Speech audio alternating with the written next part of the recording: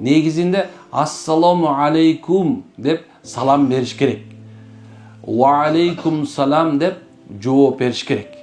Эми ассаламу алейкумдан кийин анан арыбаңыз, куш келипсиз, бар болуңуз деген сөздөр кошулат.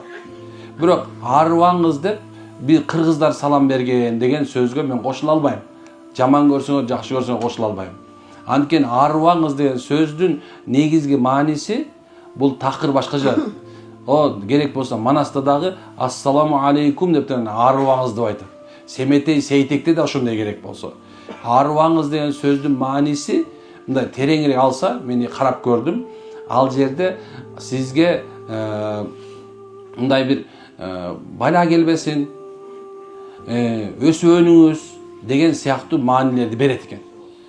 Бирок негизинде мусулмандын ассаламу алейкум деп салам беришинде бул бекем сүннөт шариятыбызда милдеттүү түрдө ассаламу алейкум. Пайгамбарыбыз качан жолуксаңар салам бергиле, качан үзүшүп бириңердин жаныбардан бириңер кетип аткан болсоңор да бириңер салам бергиле. Ассаламу алейкум деп кеткиле деген.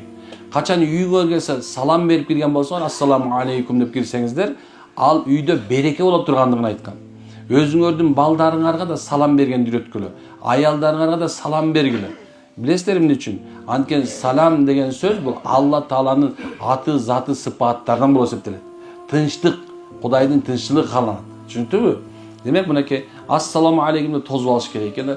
Жарык маанайлуу, анан өзүнүн колунан келген тамагын бергенге аракет кылыш керек экен. Коноктун зыяпаты ушул. Колунан келген тамакты берүү. Так, мен баратам, кой союп кой деген болбойт да.